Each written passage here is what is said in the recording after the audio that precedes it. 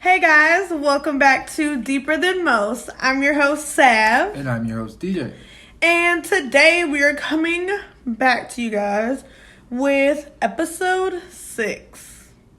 And this one gets pretty interesting because it's another true crime case. Yes. And we know how much you guys love those. Yes, and this is the second episode to our FNC series. So today's state that we're covering is going to be Alaska. Which isn't really talked about that much, so it'll be fun to cover it. Yeah, definitely. You don't hear much about Alaska, so I think it'll be really cool to dive into that and see what Alaska has for us. I think this is a really crazy case. I think one of the reasons you probably don't hear much about Alaska is because apparently a lot of people just go missing there. Really? I did not know that, actually. I think it's like near, what, 1 million people? Like a year? Yeah. Jeez, that's a lot. I mean, I'll check again to be sure, but and it's funny because, like, I want to go to Alaska one day. It's so beautiful. I want to see the Northern Lights. Yeah.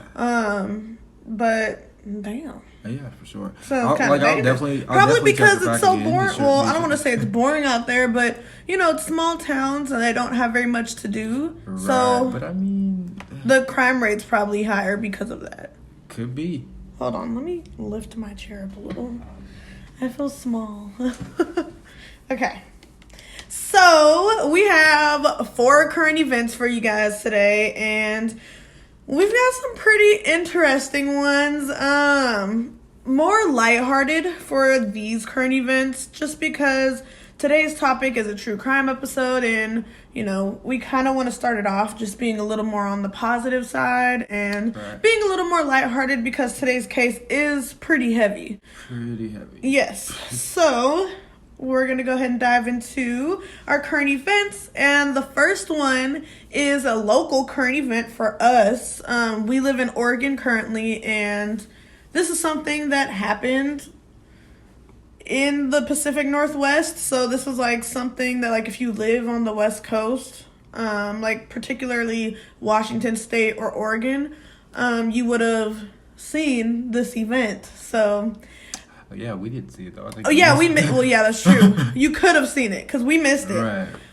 So a mysterious object was seen flying through the Oregon sky on March 25th. I wonder what time it was though. I'm gonna get into it. Cool. People of the PNW were stunned, thrilled, and frightened that Thursday night when witnessing this appearance. Viewers reported the sighting to be around 9 p.m., and it was seen by people as far north as Seattle. So pretty much everybody could see it. Everybody except us. What were we doing? I don't know, honestly. Yeah, I have no clue. The object, or like objects, because it was one, but it broke into like hundreds of fragments, haven't been completely confirmed, but it is highly speculated that the objects may be debris from a SpaceX Falcon 9 rocket. So some more rocket buffoonery going on. More rocket power. Yeah, pretty much. And it's just kind of odd because a lot of these rockets lately have been blowing up. What was the last one that blew up? It was, what was it called? I don't even remember what it was called. Yeah, I don't remember either. But, yeah, there was one earlier in the month that exploded, and we did cover that in our current events on our 4th episode, the Sherry Lynn Marler case. Be sure to check that out if you haven't already. Yes, that one's a very interesting case as well. It's pretty suspicious, if you might ask me. This theory was backed up by Dr. Jonathan McDowell. He is an astronomer at the Center of Astrophysics, Harvard, and the Smithsonian. Nice. Yes.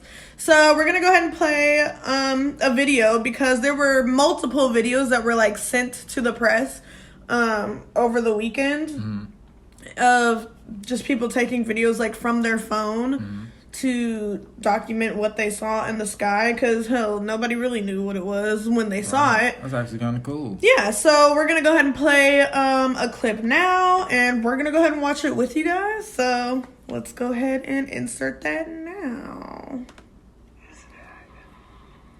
Oh wow.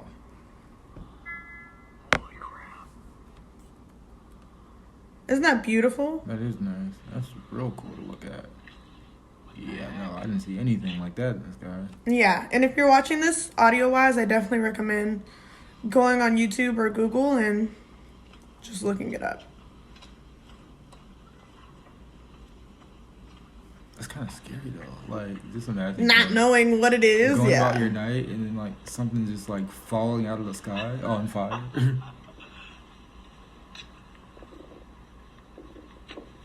That's pretty cool though. Mm-hmm. Yeah. I definitely recommend you guys go and check it out. It's a pretty cool visual. Yes. So, and if you're watching this on YouTube, we did insert the clip.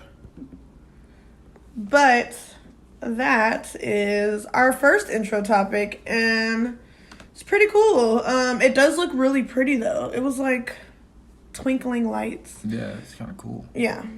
But if it was the rocket debris, the reason why it was so many like little pieces is because it had exploded in a sense. And so they were all like on fire, just like flying through the sky. And they knew it wasn't a comet or like a meteorite because, well, the comet because it was too low, and then a meteorite because it wasn't fast enough to be a meteor. So yeah, they knew that. It was kind of like obvious. They put it together. Like, you know, that would have been the time that the rocket would have been over here. So, yeah.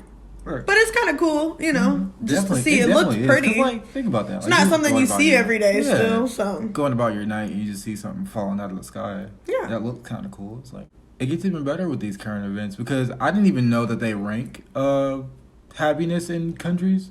I didn't even know either. they did that. So Yeah. apparently Finland has been ranked the happiest country in the world for 4 years straight. now this is our 4th year. That's kind of cool. If that's the case, We need to I move wanna to visit. Finland. It says the second place is Switzerland, third being Iceland and the Netherlands. And also data was collected from analytics researcher Gallup asking people in 149 countries to rank their happiness. That's a pretty interesting study though.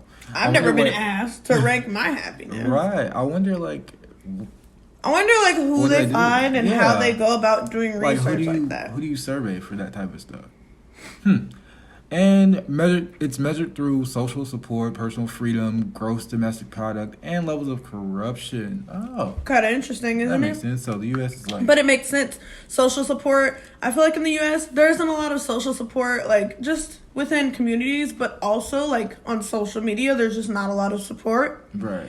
And then also when it comes down to, like, for example, personal freedom, that's a really interesting one to tap into as well, because we have freedoms in America as well, but then again, we don't know what their freedoms are like in Finland, and they're probably a little bit more than what we have. Which I mean, I would out definitely here. like look into it. 'Cause Yeah. Why are they so happy? That's And the levels of corruption, that's an a really interesting one. interesting one, because if that's the case, that means that they're not that corrupt, which is really good for them. Yeah. But, like, it just sucks because living in the U.S., like, we know that everything's corrupt, and they know that we know, but they don't care.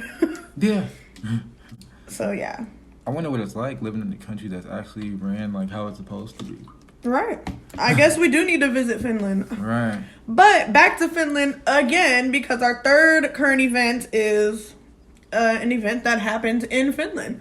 A French diver by the name of Arthur Guerin Bowery, I think that's his name, That's what we're gonna have to go with. yeah, set the world record for longest under ice swim on March 25th. And I just want to do Right, like a round of good applause. job. Like that was because great. that is hard. It even sounds hard, like swimming under ice. Swimming alone, my guy. Like Yes, and it gets even better. I'm gonna get into the details of him breaking this world record because it's actually quite, like, not just interesting, but it's very impressive. that too. is impressive. Like I don't know, the human body is a very impressive like. Yes, thing, but you he know? really Like, killed it. Yeah. So this is what he looks like. Very fit. He looks pretty young, too. Yeah, he looks like he's like mid-30s. Yeah. So, that is him. And he swam 394 feet in a frozen lake in Finland. I wonder how you 394 train for that. So, you just do regular, like, swimming training, I believe. Mm-hmm. But it's a more focused on your breathing techniques. Mm-hmm. So he completed this in 3 minutes in Lake Sonanen. I think it's Sonanen or Sonanen. I don't know. Sonanen sounds right. I Sonanen? don't know. But he completed it in 3 minutes. 394 feet. 3 minutes. He was in going. 3 minutes. He is a fish. And to top it all off, he completed this 394-foot swim that took 3 minutes in one single breath. Oh, wow. So he literally took one breath before he jumped into the water. Like, that's amazing right there. Yeah, that lung capacity. To hold your breath for Chef's 3 kiss. minutes. Under ice cold frozen water, yeah. Semi-frozen, I guess. Ice cold, Either way, that takes that's a lot for your lungs to have to deal with. Exactly, yes. And so he did do a lot of breathing techniques. He also, he trained for 2 hours right before the swim as well. Mainly focused on his breathing techniques, but he also sat in a sauna within those 2 hours as well. It's for like mental discipline. Probably. And he did it in like a suit. He wants to break the record again within a year, but he wants to do it in a bathing suit next time instead of like a whole swimsuit. Bathing suit, Jesus. Yeah.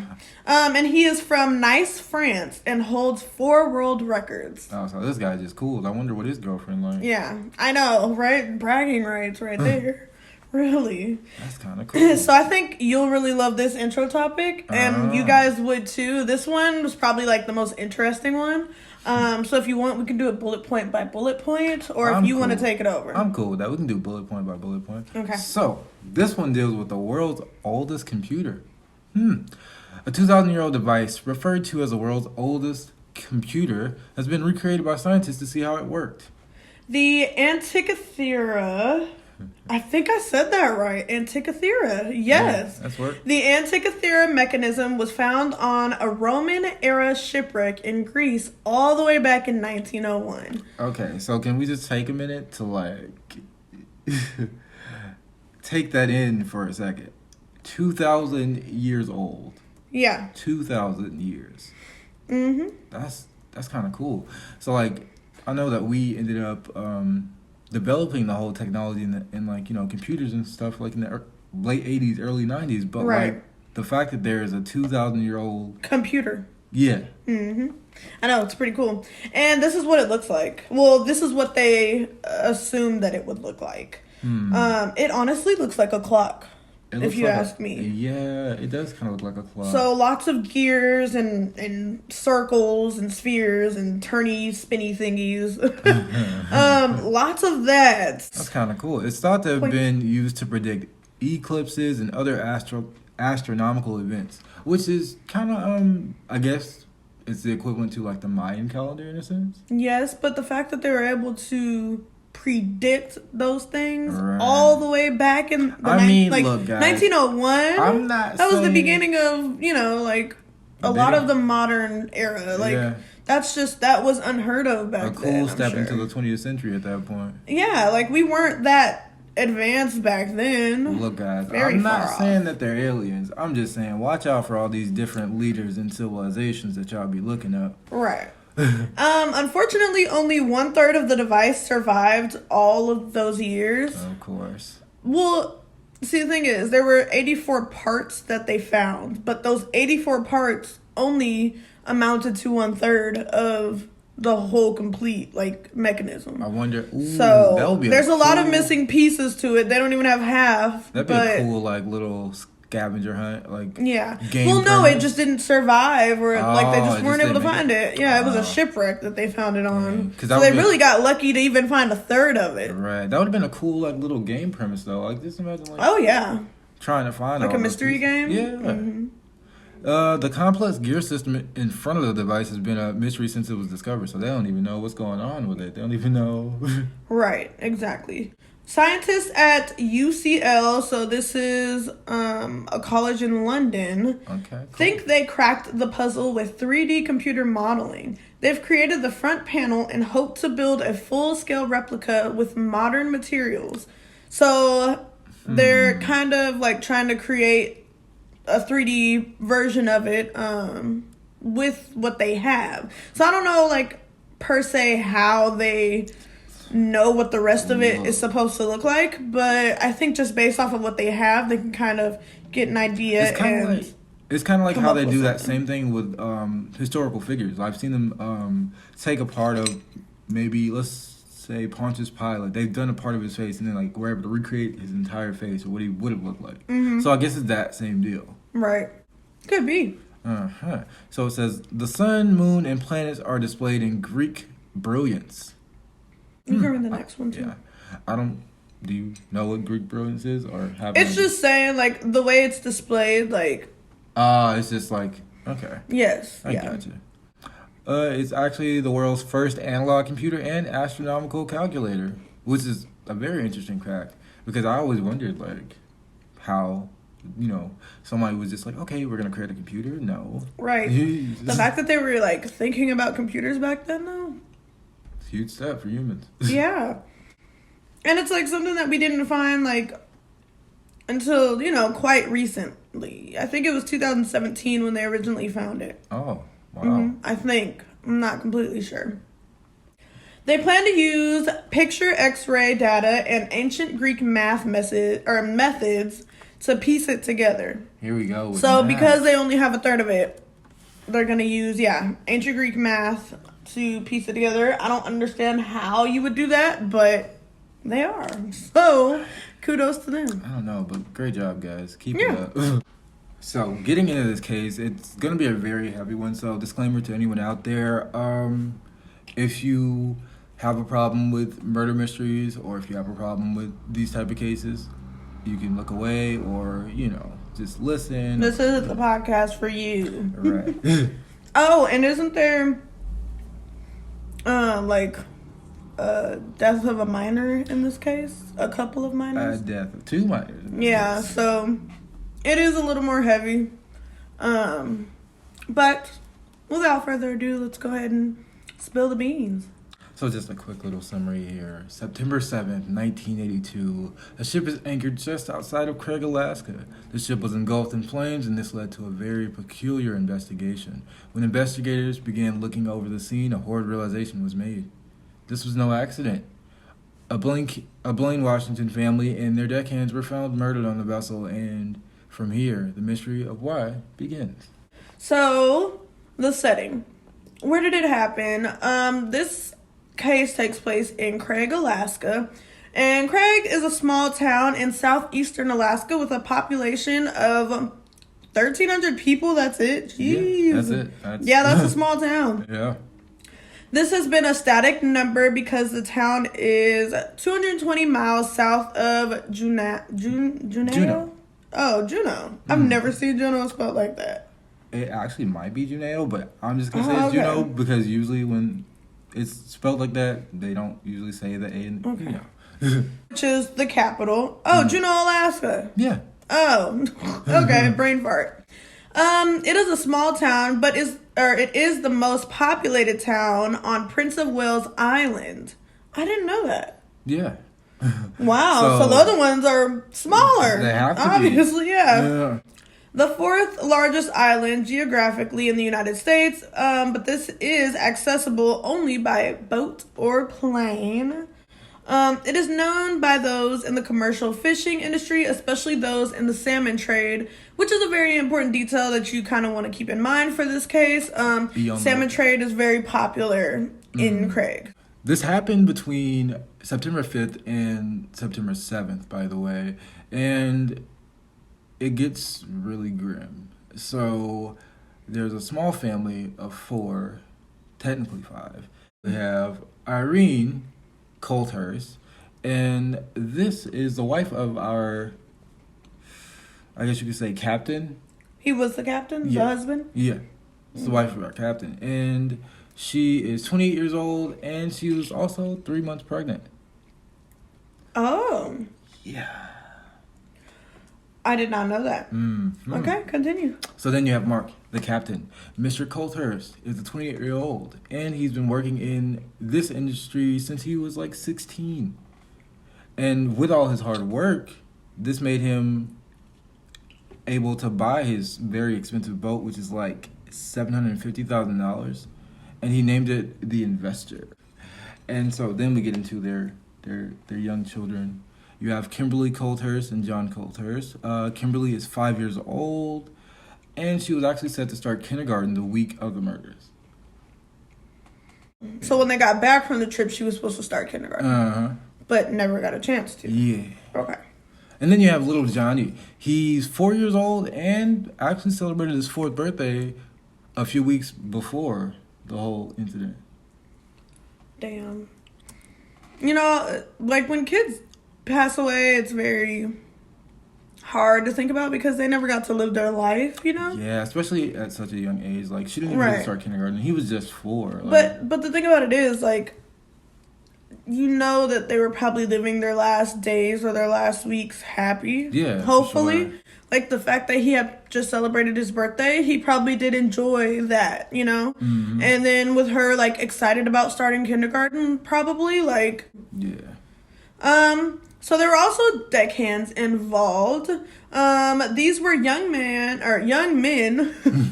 These were young men handpicked by Mark himself. He believed they were capable of doing the painstaking, yet rewarding hard work that salmon fishing came with. He also knew them and got along with them well enough for them to live among his family and work on his expensive fishing vessel. So the 4 deckhands were Chris Heyman, who was 17 years old, days away from his 18th birthday. Jeez. Yeah. It's tough stuff. That would suck. Really tough stuff. Yeah. Dean Moon, who was a 19-year-old football star at Blaine High School. Jerome Keown, 19-year-old honor student at Seattle University. And Michael Stewart, who was Mark's cousin. And he was also looking forward to starting at Washington State University in the fall, so WSU.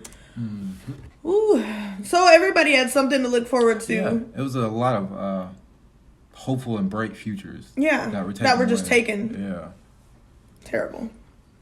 So, on Sunday afternoon, September 5th, the 58-foot investor hauling roughly 77,000 pounds of salmon pulled into Craig's Seaport.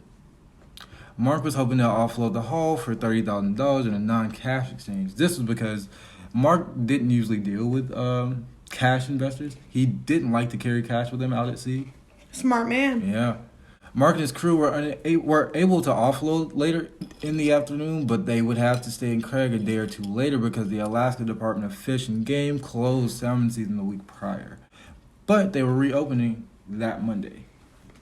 Oh, so they were like technically right on time. Yeah, they were practically like by the time they would have got there, they would have had time to set up and, you know, do what they got to do. Yeah. I mean, I don't know much about salmon fishing, but it seems like a pretty... Very true, yeah. I don't either.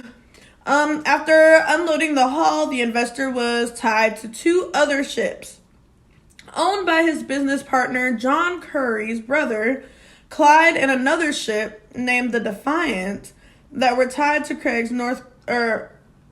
they were tied to Craig's North Cove dock.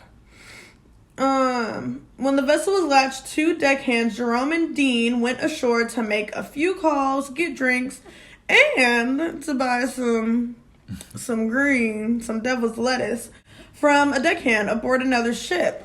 So they were just out there enjoying. Yeah, I mean, why not? Like, we're probably getting paid tomorrow. You know, we're here for the night. Yeah. So, beautiful views, I'm sure. Right, definitely. A closer look into the night of September 5th. So Mark didn't typically sail through Craig whenever he would head to or from Alaska, so this was kind of new for him. So that meant, you know, the locals weren't that familiar with him or his crew, so he only did it because it was convenient. And his family was set to fly back to Washington State that Monday. So Mark was a familiar face to other commercial fishermen in Craig that night, so everybody was just cool with him and friendly. Cool, and just a people person. Everybody loved him. Yeah, definitely. Like you. Right. Everybody loves you. I kid you not. Everybody like stops him whenever we're out. Oh, they love her love too. him. She gets free stuff.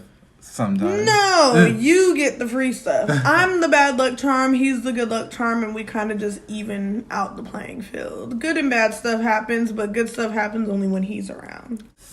I mean, you know what? Only when you're involved. So the Coulthurst family decided to go to Ruth Ann's restaurant. And at the time, this was one of Craig's few restaurants. And coincidentally, it happened to be Mark's 28th birthday. A lot of birthdays. Yeah.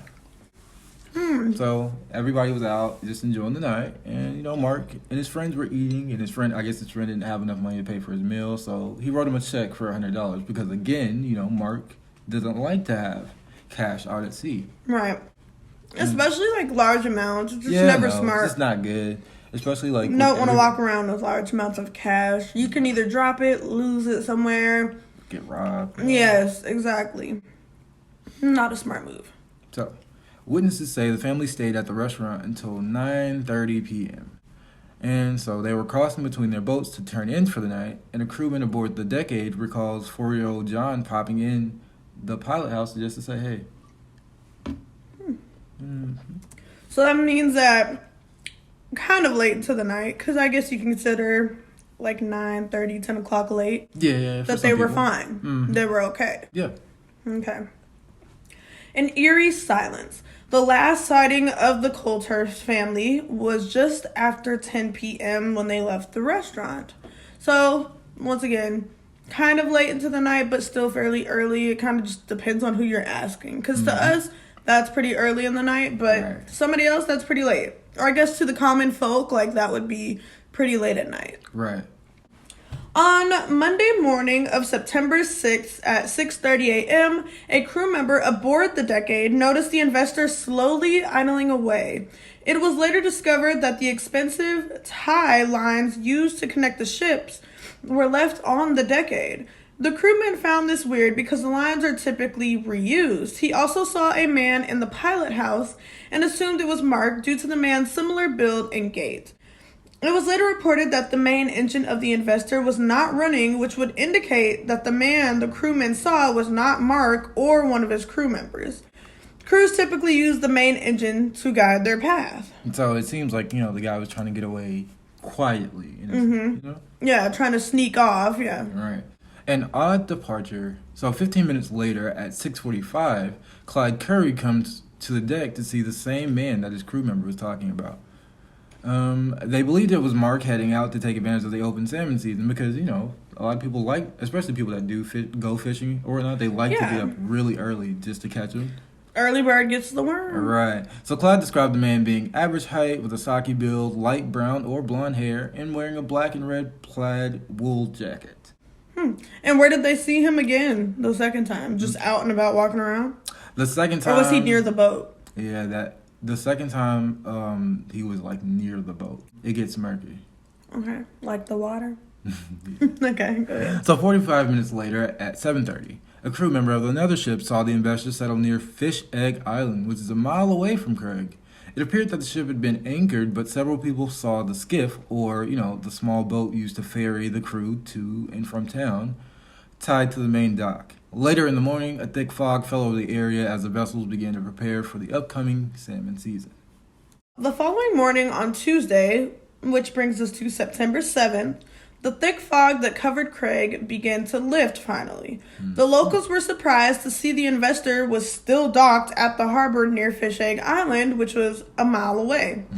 This was strange because the locals expected the investor would take advantage of the last salmon season before heading to Bellingham, Washington, where it would usually dock during off-season. Oh, I've been to Bellingham. It's so beautiful out there. Oh, nice. Yeah. The locals did not know Mark's wife and kids were supposed to be flying back to Washington State that Monday to get Kim ready for school because, like we previously stated, she was supposed to be starting kindergarten as soon as they were to get back. They missed their flight and there was no sign of life from the investor since being seen piloted by the mysterious man. So when they first initially saw the guy, it was just a random guy they assumed piloting Mark, the boat. So yeah. That morning, a young man was seen purchasing 2.5 gallons of gas in Craig and leaving with it aboard the investor's skiff. Unbelievable.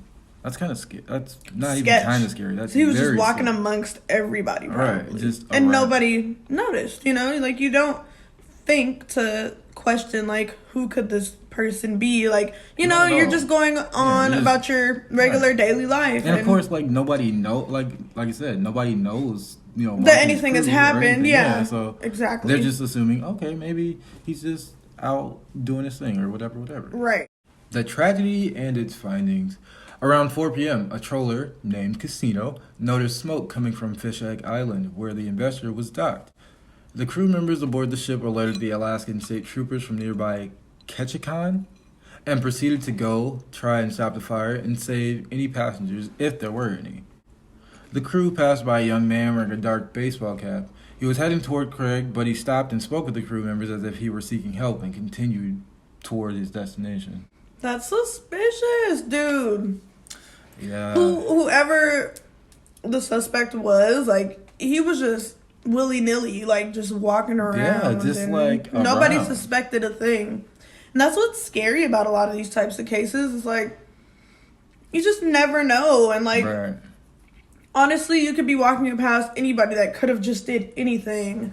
Like me now as a person, just because, like, since I've gotten into true crime, which was, like, a while back, like, a long time ago, but ever since then, like, you know, I've been real cautious about things, and, like, sometimes I'll just think about stuff, like, you know, I'll just think, like, that weird house on the end of the street, like, what if there's somebody in that person's basement, Yeah, or, like, you never you know, know. or, You like, a never- kid just walking you with never somebody, like, know. are you sure that's their kid? Like, I'm never know. really just, like, on edge and, like, aware of, like, everything now, ever since I got into true crime. And so, to me, like, I would be, like, well, honestly, I don't even know if I would catch on to that, you know? Yeah, these type of things, Because like, you all you the kinda sightings can't, of because him seem like, you know, just normal interactions. Yes, nothing, And like, that's the thing. obscene. And that's what's so scary about it. You just don't It's know. just under the radar. Yeah. Oof. And so when he finally made it to Craig, the young man spoke to at least 3 people at the dock because he was, you know, trying to find help for this burning ship. Witnesses. Apparently, yeah.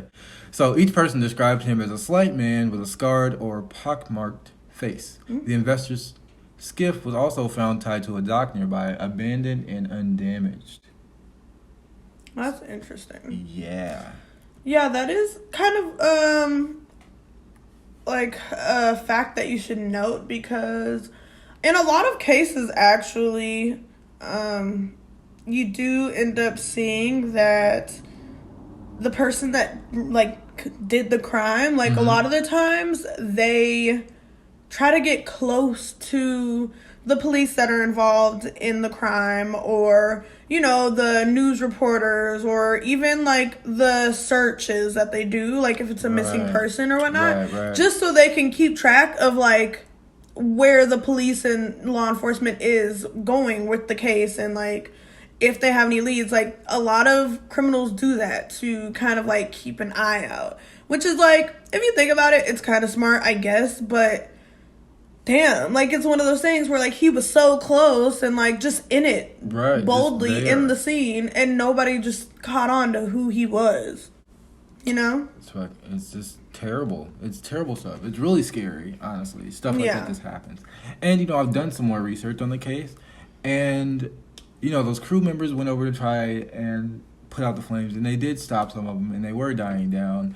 But it gets really scary because the emergency personnel, they boarded the burned out husk of the investor to scope for any potential survivors and discovered at least 4 sets of human remains, which had been burned beyond all recognition, but pointed to absolute tragedy falling upon those aboard.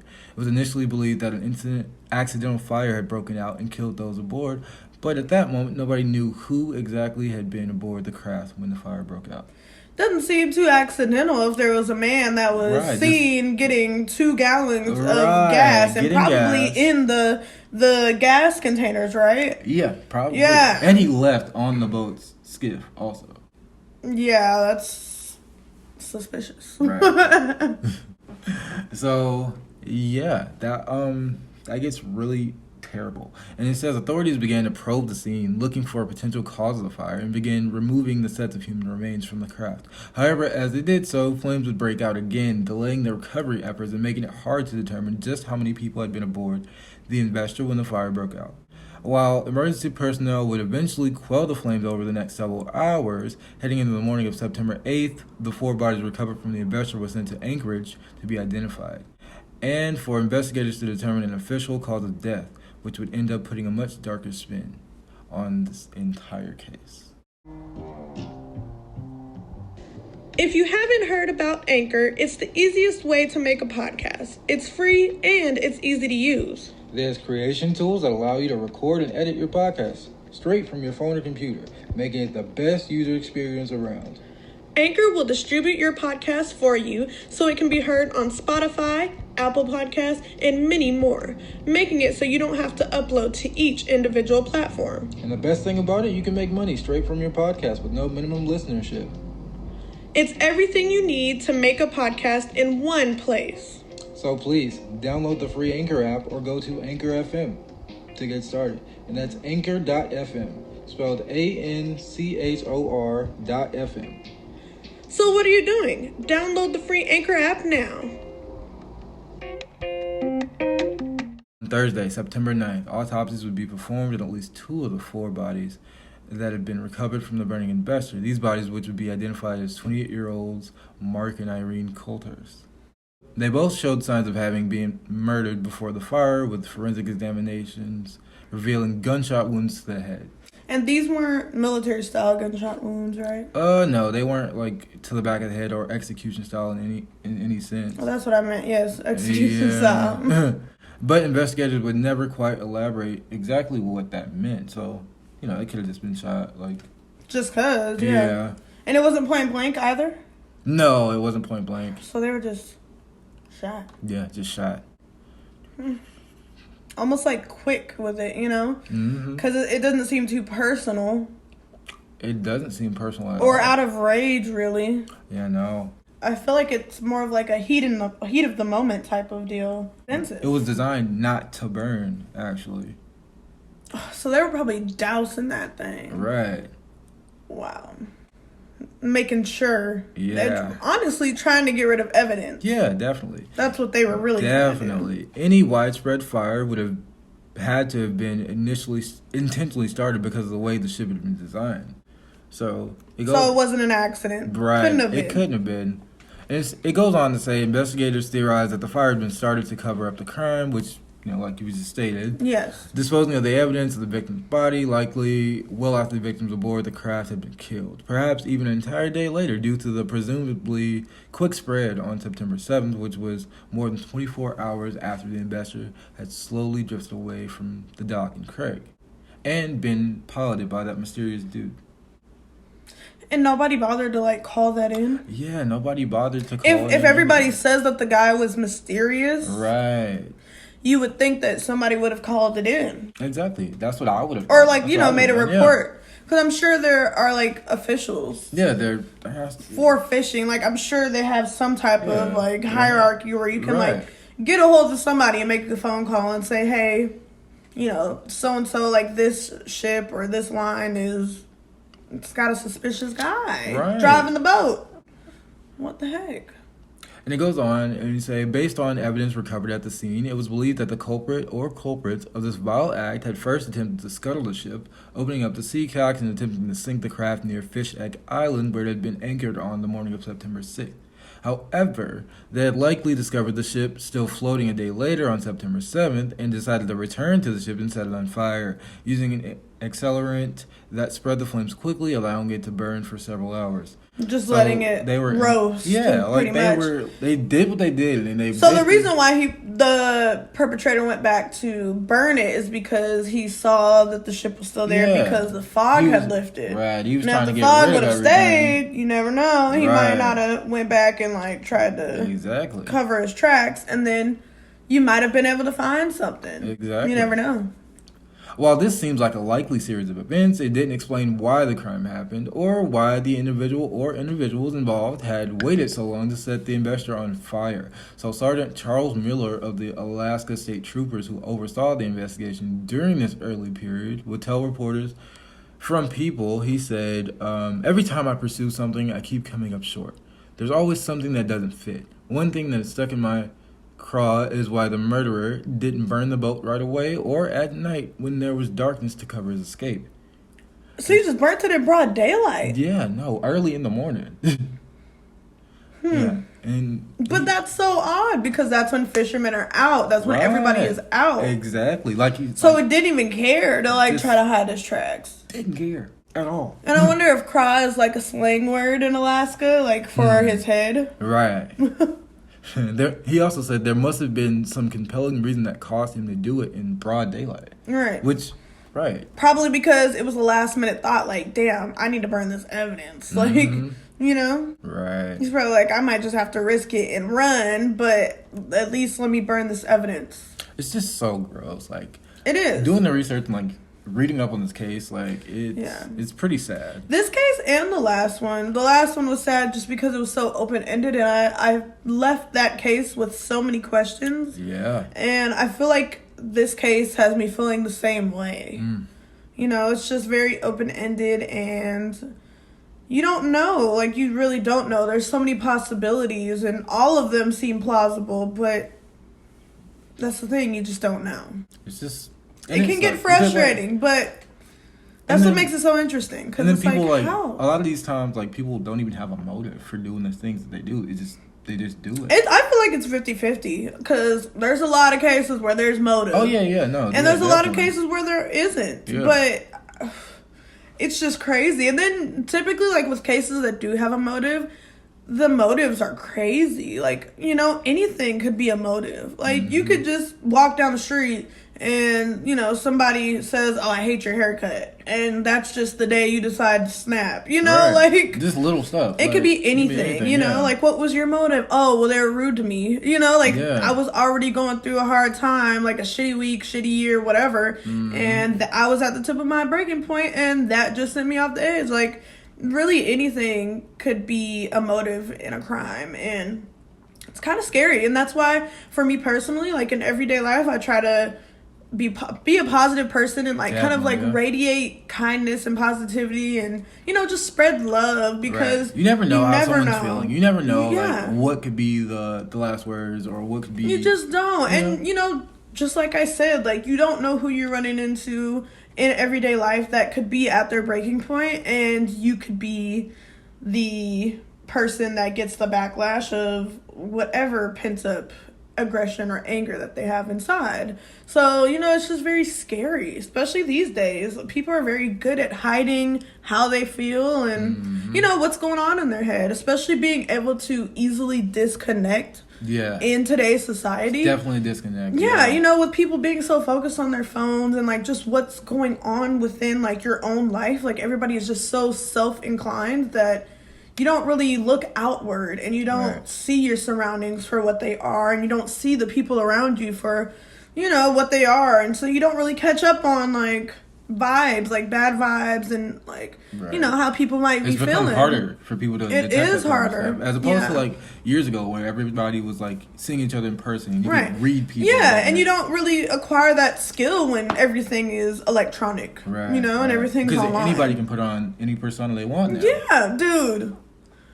I kid you not. I am so notorious for texting LOL, and I'm not even laughing. Right, you're not I will text it with a straight face. I know I'm not the only one, but I'm so bad at it. I can't even remember. I always text LOL, but I can't even remember. It does spice it up, but I can't remember the last time I text LOL and was actually laughing. Oof.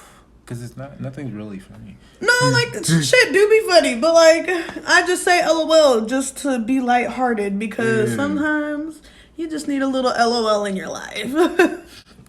So, authorities actually did find a third victim from the crime scene, and this happened to be 5-year-old Kimberly Culthurst. And so this. And was she shot as well? No, it said that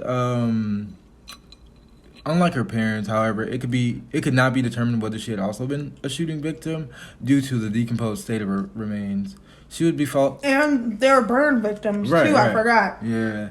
So also they found Mike Stewart, Mark's cousin, and whose mother confirmed the following week that he had been ID'd as the fourth body originally pulled from the craft. And so that's crazy, because just imagine what their family was going through. Not only do you have Mark, his wife, their 2 kids, but also she was pregnant with their third. Mm-hmm. And does it say if the third one was a boy or a girl, or did they not know yet? Oh, they didn't know. Okay, so she was early in her pregnancy. So they had their third child, Mark, his wife, their 2 kids, and his cousin. That's 6 family members. Like, I can only imagine how their family felt. Right, like devastated, completely broken apart. 6 deaths in your family at one time. Right. That's unbelievable. Crazy. Especially with the expecting newborn on the way too. That really had to probably hit, their mothers and all of them really I'm hard. sure it hit everybody really hard. Yes. So it gets even deeper, because experts were reasonably concerned that the 3 other partial bodies they had recovered belonged to the remaining crewmen. Chris Heyman, Dean Moon, and Jerome Keon. But they would struggle to confirm these remains as theirs because, everything's so charred. Yeah. So. I'm sure it was hard to identify. Damn. But they end up confirming Jerome Keon as the 5th victim of their investor murders due to a piece of jawbone that was linked to Keon through dental records, albeit loosely. But he would be the last one confirmed, and with that fate of the fate of the other crewmen was completely unknown. Then this brings another question. Says Mark comes in the form of another large question mark comes in the form of 4-year-old John Coulthurst, the son of investor captain and wife. It was believed that John had died aboard the burning ship, but it was theorized that his body had been left in the epicenter of where the fire had been started, and his body had been burned to ash, leaving nothing behind for the investigators to find. This would be the working theory moving forward for the investigators who struggled to make sense of this savage crime. So they couldn't find his body, and they assumed that it was because he was burned to ash? Yeah, they just assumed that he was just ash at this point. Oh, my God. And that's the son, right? Mm-hmm, that's the 4-year-old. That is terrible, dude. Yep. It's terrible either way, but I would hope that he was already dead. I really hope prior so, too. to that. Yeah. I would hope that he wasn't just scared in his last moment. Well, he probably was still scared in his last moments, but yeah, definitely. Having to feel the pain of burning alive, it's scary. Yeah, I'm hoping that he was deceased prior to the fire. I really hope so too. Aboard the burned out husk of the investor, investigators would find a .223 Ruger rifle, which was initially theorized to have been the murder weapon, but FBI technicians would be unable to make out much from the bullet fragments recovered from the crime scene, simply because they were so damaged.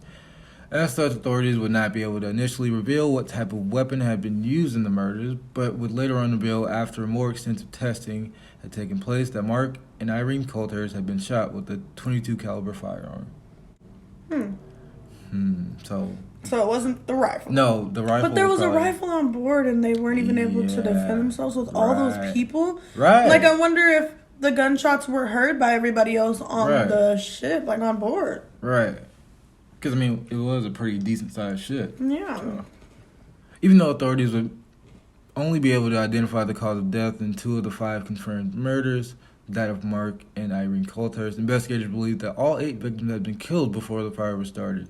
Of the bodies recovered, none showed any signs of carbon monoxide having been trapped in their lungs, which indicated that all of the known victims had died of gunshot wounds or other similar means.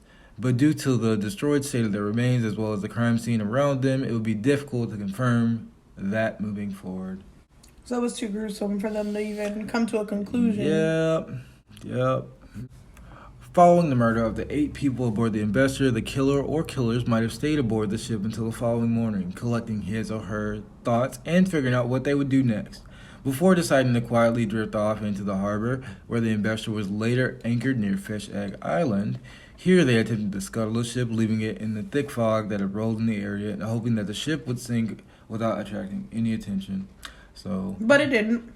Right. Thus the reason why they went back to set it on fire. Exactly. Using the investor's skiff, the killer or killers had then gone back to Craig, only to find the investor still floating the following morning on September 7th. At this point, panic had possibly started to set in, and they had decided to purchase gasoline at a shop in Craig, where they were spotted by at least one witness before returning to the investor and setting it on fire. After this, they abandoned the vehicle aboard the same skiff and were spotted that afternoon by crew members of the casino, as well as some other Craig locals who mistook him for a member of the investor's crew seeking help. Just trash. Dude. Tried to blend in. From here, this young man would disappear forever, leaving behind the investor's skiff, which was found tied to the dock in Craig. Investigators believe that he then left the area aboard another fishing vessel, perhaps being a part of the crew that left to take advantage of the recently reopened salmon season, or hitching a ride with another crew headed back toward the lower 48, which is where all the ships would go, toward Bellingham. Like the just docking area. Okay. Over the next few months, investigators would travel back and forth between Craig and northwestern Washington state, the area near Bellingham and Blair, where many of the salmon fishing crews came from, and would interview dozens of potential witnesses and persons of interest, any of whom may have been the killer. Yeah, so... Just imagine that job. Yeah, so at this point... They could have been. What if they did interview him? Right. I think they probably did. Or her. Could have been a she. Could have been. Could You never have know. been. Women are capable of gruesome things as well. By November of 1982, this case had started to fade from the headlines, but remains just as relevant to those who had known or cared for the victims, all of whom were left without answers in the wake of this mass murder. So, this ended up, the coal ended up going cold, and then you get stuff like a $15,000 reward had been compiled by fishermen and others with a vested interest in solving the crime, worried that the killer could be anyone among them. Because it could have been. Right. Could have been anybody, and they don't know, and that's the scary part. thing. You just don't know. At the this killer point, next door. At this point, a sketch of the potential suspect had been distributed to the fishing vessels throughout the Pacific Northwest, with it being theorized that the young man seen aboard the investor's skiff before handing it in to Craig had left aboard one of the area's fishing vessels. Even though descriptions of this young man varied among certain witnesses, investigators had begun compiling all this information into a single profile. The profile released by investigators describes a suspicious young man believed to be the killer as a young white man in his late teens or early 20s who stood somewhere between 5'9" and 6 feet tall, was a slim or average build, roughly 160 pounds, give or take, soaking wet, with slightly long and unkempt blonde or light brown hair, a pockmarked or slightly scarred complexion, and glasses with rectangular lenses. That's very distinct. Very. So, if you remember, you would think that they would have been able to pinpoint something. Right. If you remember the last two accounts, all these characteristics were brought up. Very similar, yes. Yeah. Except for the whole late teens, early 20s bit. Because that kind of just adds a whole other element to it. Like, definitely probably wasn't personal. I think it was either just a crime out of... Honestly, it could have been a crime out of boredom, or... even in hopes to find, money, and probably didn't, because, during this time, there was a lot of trading and selling going on, so there's money, flowing everywhere, because this is a really huge business in Alaska, really all over the Pacific Northwest as well, just on the, edge of the water, where all the ports are and docks, yeah, it's huge. Fishing is huge over here, so...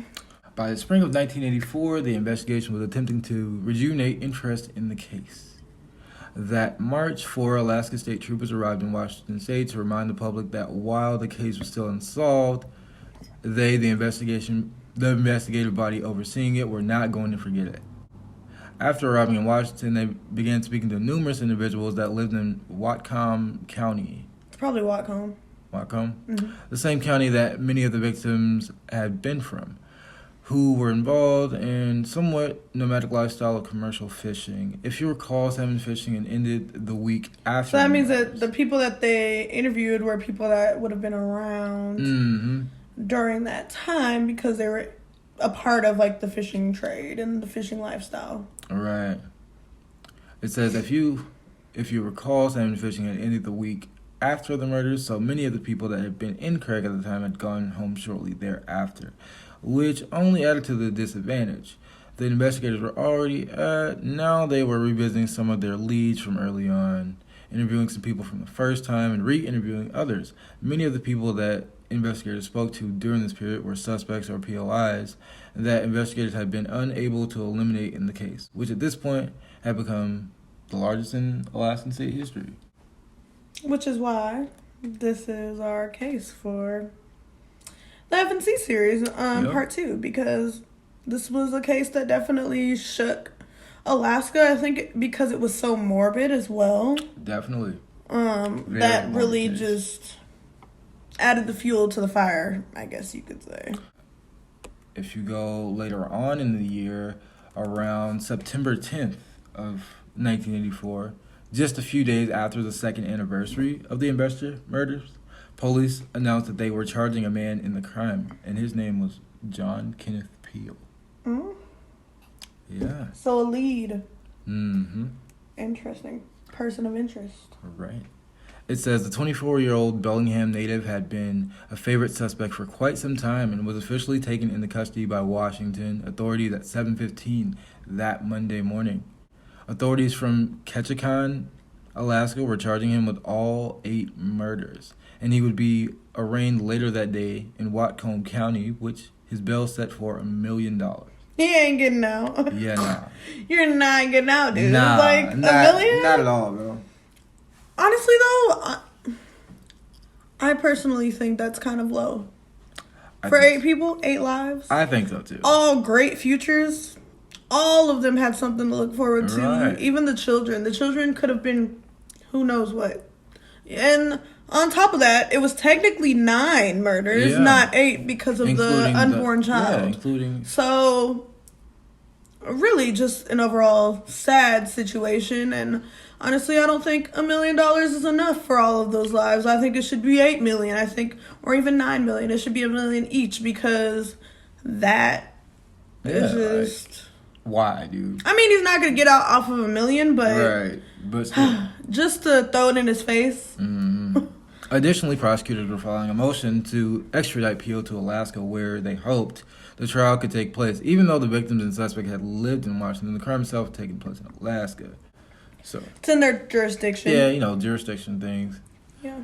It was believed that John Peele, a young man who matched the suspect description released by authorities, had been familiar with both the Coulthurst family and the other crew members aboard the Investor. Peele had been a prior crew member of Mark, having worked with him aboard his previous ship during the 1980 and 81 fishing seasons, and it was believed by many that their relationship had soured in the months before the murders. Motive. So, potential motive, sounds like it to me. Yeah. He was probably mad. Right, definitely sour. But I wonder why. Yeah. I wonder what could have happened to, kind of make the relationship go bad. And I wonder to whose fault that was. Right. So it says, even though Peele had eventually found work for another ship, it was believed that he had been fired by Coulthurst the prior summer, and it was reported by at least one witness that the two had encountered each other the evening of the alleged murders. Well, then, that's pretty strong. Right. Case, if you ask me, that's pretty damning evidence. And I wonder if he even had an alibi. Probably not. In the 2 years since the investor murders, John Peele had started a family with his wife, who had given birth to a son roughly 1 year prior. To be around for his family, he had become a shipbuilder in the Bellingham area, which allowed him to support his family without having to leave for months on end. And Paul Edgescorn, a spokesman for the Alaska State Troopers, spoke vaguely about the specific circumstances that implicated Peele in the crime. He said he had served as a crew member for Mark Coulthurst in 1981, and he may have been in 1980. I don't know. In 1982, he was a crew member on another boat in Craig at the time of the homicide. Well, that's interesting. So maybe he did. Wrong place, wrong time, probably. Yeah. He probably saw him and was like, you know what?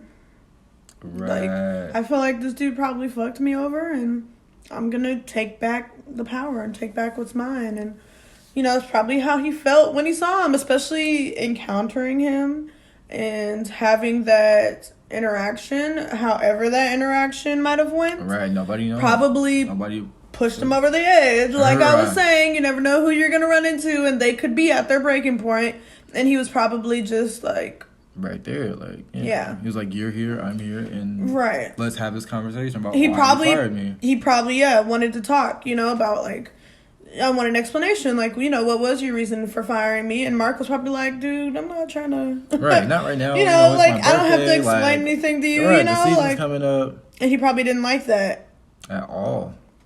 Of course, you know, investigators thought about this, and they thought that was his motive for doing what he did. So then it goes, shortly after the arrest of John Peele, the grand jury would be assembled to evaluate all the evidence that prosecutors had put together with the cooperation of the Alaska State Troopers, and decided to file a crime indictment against Peele, officially charging him with all 8 murders, as well as 1 count of first-degree arson. An extradition warrant would be filed a day later, allowing Peele to be transported to Alaska, where the trial would take place. Right. And he also did take a polygraph test, which he had reportedly failed. And polygraph tests aren't always 100% accurate. And you definitely got to take them with a grain of salt. But he did fail those. So take with that information what you will.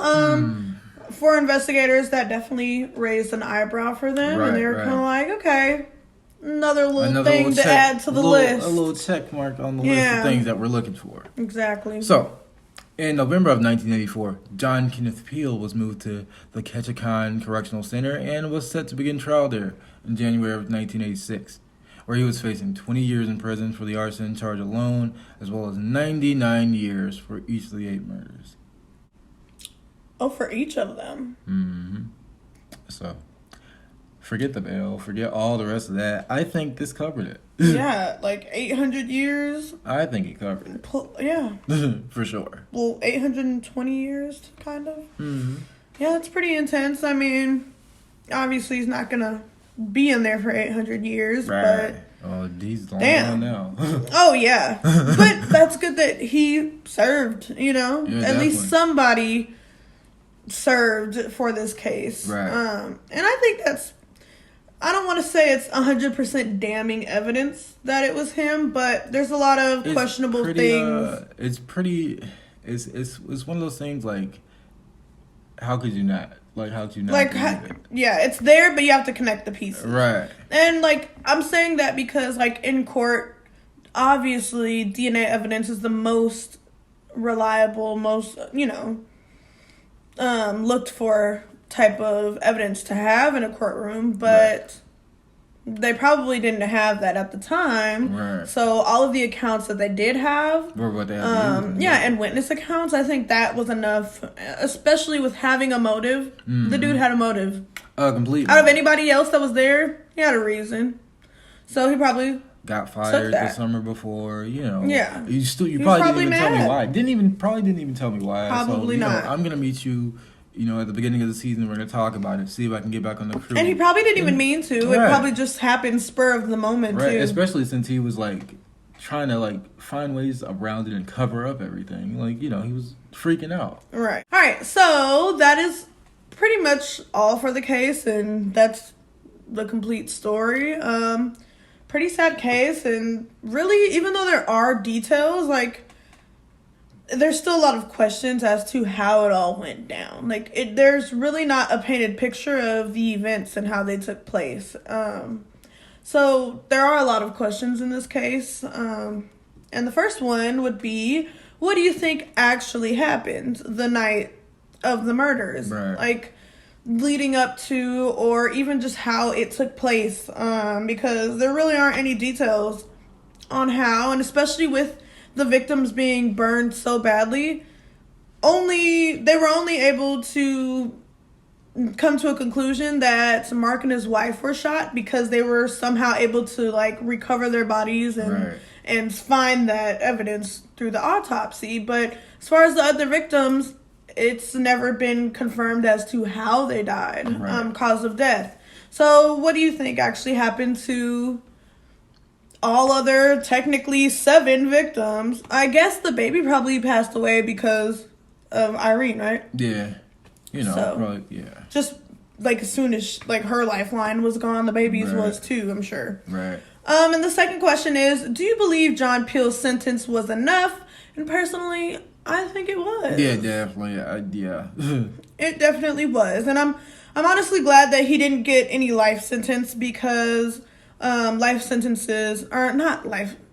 I'm glad he didn't get death sentence because, death sentences, the inmates are treated better on death row because you're signed up to die. And yes, they have a little bit more luxury on death row, I guess you could say. More privileges. So I'm glad that he didn't get death because then he would have had privileges.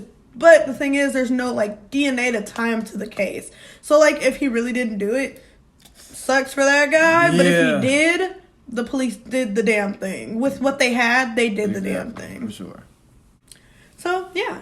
That just concludes episode 6 of Deeper Than Most. And this was part 2 of our FNC series. And we did Alaska.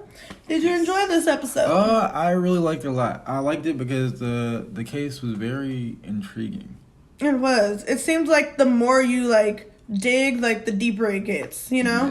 There's layers to this case, and the layers are there, but they're quite transparent, like an onion, They're there, there's many of them, but they're very vague and, kind of hard to get a clear picture of what actually happened, You don't know what actually happened, so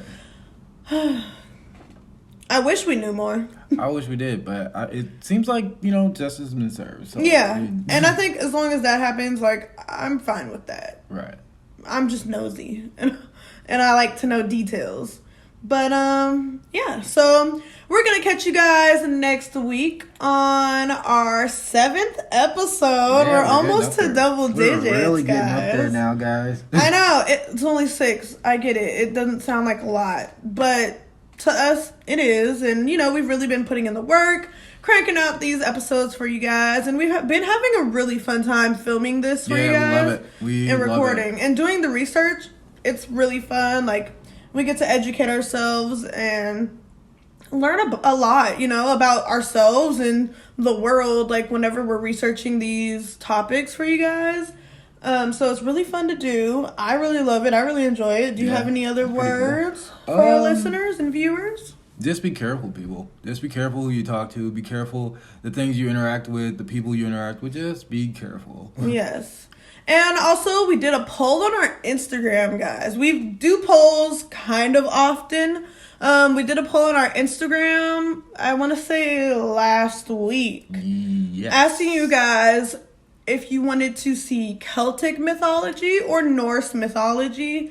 And majority of the votes went to Norse mythology next. Ooh, so for our next myth mashup, we're going to do Norse mythology. That'll be so fun. Also, if there are any God of War game players out there, they're coming out with a second game soon for PS5. So be on the lookout for that, which does cover Norse mythology again. Cool.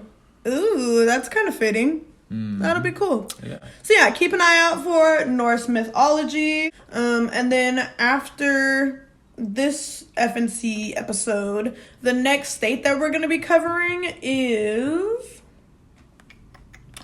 Arizona. Yes, Arizona. So that one will be really fun. It's a very interesting case too. I'm really excited about that one. Oh, yeah? Yeah, when I was researching it, the more I researched, the more information there was. And I don't even think I got all the details of that case. So stay tuned for our next FNC episode because... just be on the lookout for them because we love them and we hope that you guys are liking them too. So yeah. So I think that's it. And we really enjoyed talking to you guys this week and covering Alaska. Alrighty, Cosmonites. I've been your host, DJ. And I've been your host, Sav. Tune in next week to get Deeper than most.